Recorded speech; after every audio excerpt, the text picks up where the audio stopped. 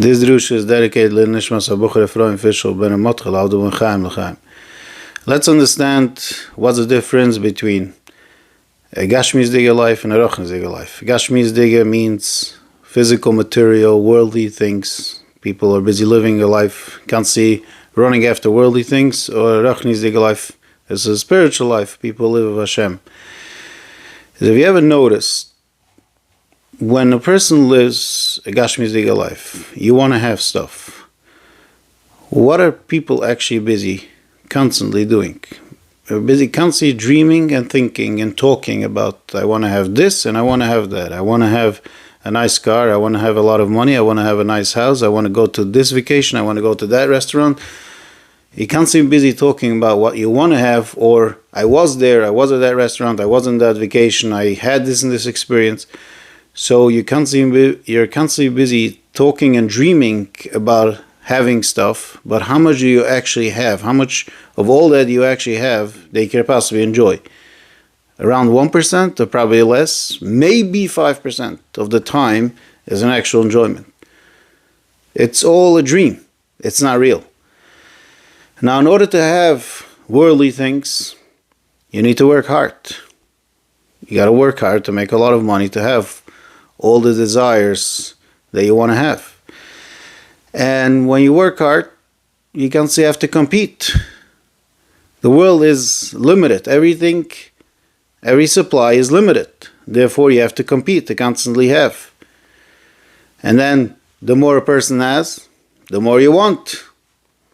That means, if a person has a lot, he's missing a lot. Because if till now I only had $1,000, that means I wanted to have another 1,000, but now if I have $1 million, or anybody that has $1 million, means he wants to have another $1 million, that means he's missing $1 million. So the more you have, the less happy you become. And all of that causes a lot of stress. You're constantly stressed because you're afraid you're going to lose. You have to be out of your game. You're afraid people are going to steal from you. You're counting the more you have, the more stressed you are. And another thing, the world is designed in a way that things are not going your way. And it's happening to everybody and every day and everything you're doing. And people get disappointed. You want this, you want that, and there's always going to be obstacles in the way and challenges and just things going horribly wrong, even small things, and you can't be disappointed because things are not going your way. And then there's another thing about staying young. People are constantly busy convincing themselves that I'm still young. Like, let's take apart a person's life. A child is all over the place. Become a teenager, a person becomes a teen. A teen is one day right, the next day left. They don't even know where they're standing. And then around by the age of 18, 19, a person settles down. They know already what they want. And they're up for anything. They're motivated. How long does that last? That motivation, that active, that up for anything? Around 23 to 25.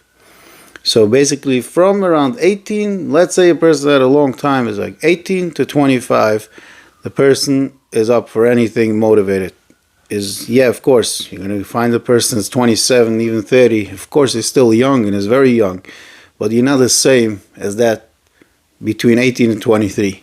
It's not the same.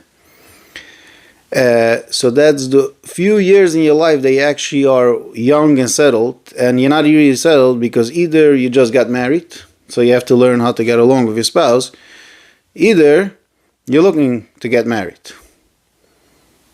So that few young years that you actually have are very busy and hectic in a way. And then what happens later on? You can't be busy convincing yourself, no, I'm still young, I'm only this old, I'm only that old, but I can still do this, I can still do that. But the fact is you're getting older. And the older you get, the less you could do, and the less you could enjoy. And then there's another thing, you can't eat or do whatever you want. There's a lot of activities that are very dangerous, and good food, if you want to really enjoy your food, you're going to have to eat stuff that's not healthy. So if a person does that, they can get sick, So then a person doesn't want to get sick, so he watches what he eats. So you have to limit yourself. The same thing with doing dangerous activities. A lot of people want to do dangerous activities or try out different things that could bring you to sicknesses. So there's little enjoyment that you can have. You also have to watch, because if you're going to do whatever you want, you're not going to be healthy. So if you think about a person that lives with Gashmias and is constantly busy running after worldly things, you work hard, you have to compete all day, you're stressed out the whole time, you're never happy with what you have because you constantly want more. You have to convince yourself you're young. You always get disappointed. You get disappointed because things are going always wrong. You can't eat whatever you want, and all of it is what? 1% of the time that maybe you enjoy it, because most of the time you're just busy dreaming about you're going to have a good time. And above all, let's say if a person does have some sort of good life, meaning let's say he wanted to become something. So there's competing. Usually people think in business, but competing isn't everything. Let's say a person wants to become a big singer. Sometimes people, they want to have more than just money. They want to represent themselves. So so let's say the person wanted to become a big singer. He became a huge singer, a huge star, and he's filthy rich. So he's reached the top of the top. Does he feel fulfilled in life? Does any of those worldly things give you a sense of fulfillment, a sense of life? The answer is no. So all the hard work and everything you've done, and this little enjoyment that you have is just a little enjoyment, but it doesn't bring you any life. You have heard the expression, is a dead man walking alive. Because that's what they are. Yeah, technically they're alive, but they're dead inside. They don't feel alive. So what kind of life, what kind of sad life is if a person lives with Gashmias, just running after worldly things? It's a real sad situation. Now, if a person lives a spiritual life, a Rachnizige life, is just the opposite. When a person lives with Hashem, every moment of your life is enjoyable. Every moment you live with Hashem, you feel appreciated of Hashem. Not only that, when things are not going your way, you know Hashem made it this way. So you're happy because right now things are not going my way. That's the way Hashem wants. And not only that, if a person works on themselves, you get to the point where you realize everything is a purpose, that even when you have pain, the pain is not going to be so painful when you believe there's a purpose to it. So it means a person could have pain even and still be happy. In order to reach spirituality, you got to work hard, but the hard work is not the same as material hard work. It's in your heart and your mind. To turn everything towards Hashem and to fight with your Yetzer Hara, not to run after all the worldly things, and to run after Hashem. So that is the hard work. Now, in spiritual world, we're constantly busy giving. When we learn in order to teach others. Why is everything a competition of the world? Because everything is limited supply. If you're a big singer and the other person's a big singer, then it's not just you too. I'm talking about if everybody should be a big singer. What's the idea of being a big singer? There's no such thing. So the whole idea that somebody is a big singer means he's unique.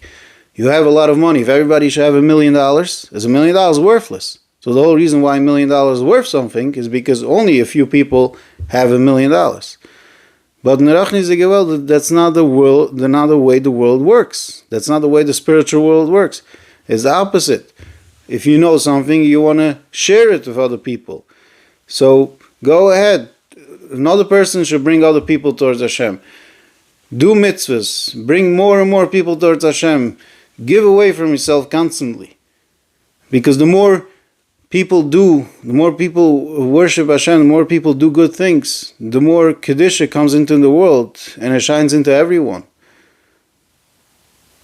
So, and the only reason why we take is only because we can't give if we don't have, so we have to take in order to give further.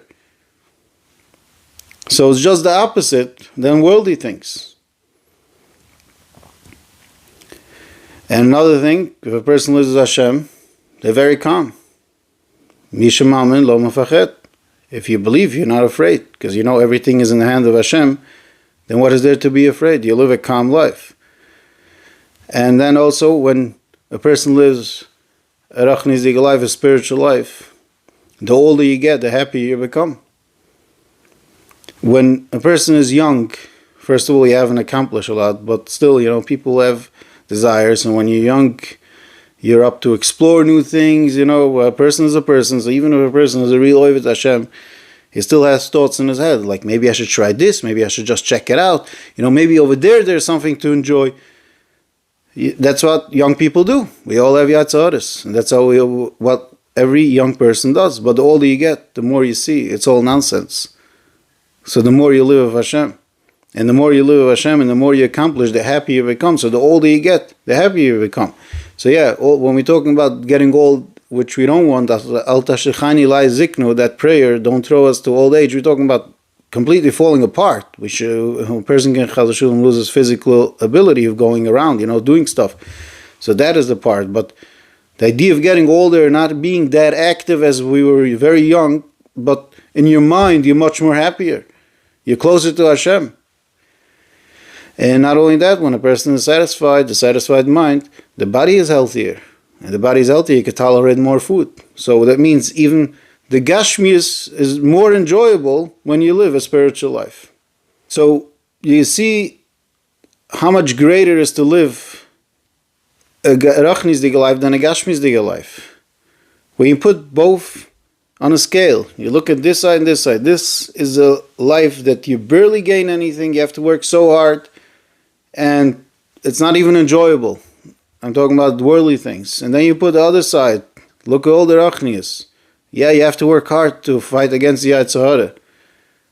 But how much you gain out of it? It's so enjoyable. Try it out and you see. So why in the world would somebody choose a Gashmisdige life other than the fact that the Yitzhahara burns in everybody and tries to convince you and tries to blind you, make you think, oh look, this looks so good. Yeah, it looks so good, but it's not good.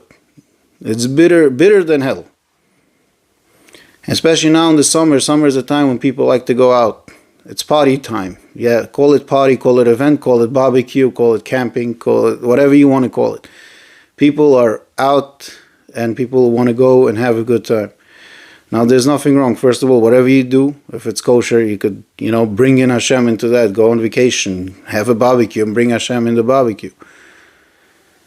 But the main thing is, don't get lost and forget that you have a purpose on the world. And don't get completely blinded, like your Yitzhahara wants you to become completely blind and think this is the world.